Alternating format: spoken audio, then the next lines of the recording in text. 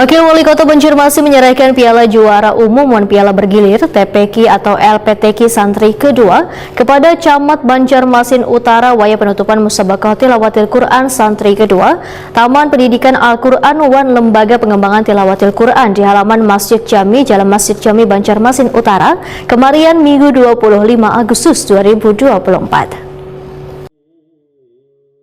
Kecamatan Banjarmasin Utara kembali menjadi juara umum untuk kedua kalinya dalam kegiatan Musabaqah Tilawatil Quran Santri kedua Taman Pendidikan Al-Quran Wan Lembaga Pengembangan Tilawatil Quran yang diinisiasi oleh kelompok kerja Forum Silaturahmi Ustadz Ustazah Kota Banjarmasin tahun 2024.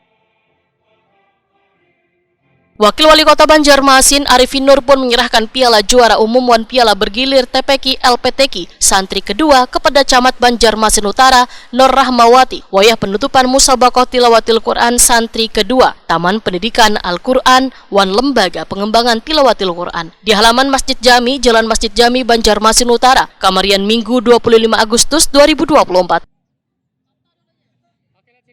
Camat Banjarmasin Utara, Nur Rahmawati Wehetakuan di Prima TV menyatakan rasa bangganya kepada sabaratan santri-santriwati perwakilan Kecamatan Banjarmasin Utara yang telah bekerja keras dalam meraih juara dalam kegiatan MTQ Santri kedua Pokja FSU TPQ LPTQ Banjarmasin. Nur Rahmawati memadahkan ada sekitar 100 lebih santri-santriwati yang mengikuti berbagai perlombaan yang dilaksanakan Pokja FSU Banjarmasin. Alhamdulillah antusiasnya sangat antusias ya, karena dari peserta saja artinya hampir 50% ya itu sudah dari utara. Jadi kalau utara menjadi kembali juara umum itu wajar. Oke, Bu, untuk menghadapi TPQ LPTQ tahun mendatang nih Bu, mungkin gimana untuk Kecamatan Banjarmasin Utara untuk tetap mempertahankan juara umumnya nih Bu? Insya Allah kita akan tetap mempertahankan, dan dari kegiatan hari ini mungkin ada evaluasi yang nantinya akan kita perbaiki di tahun depan. Oke.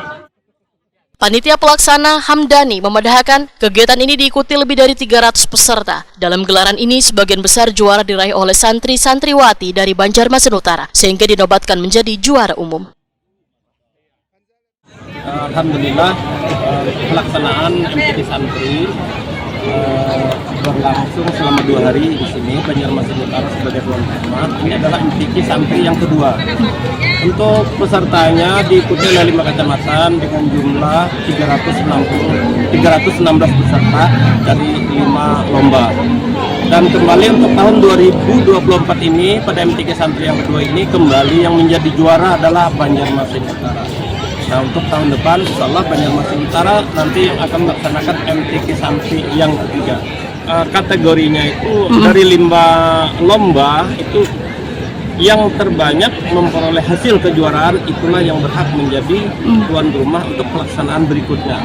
Oke, 5 cabang itu apa aja Pak? Bisa dijelaskan 5 Pak? cabang itu tartil, tilawah, khot, sahril, dan tahfiz. Tentunya pelaksanaan selama 2 hari ini adalah kita perlu banyak evaluasi, terus kajian-kajian yang tentunya akan kita perbaiki.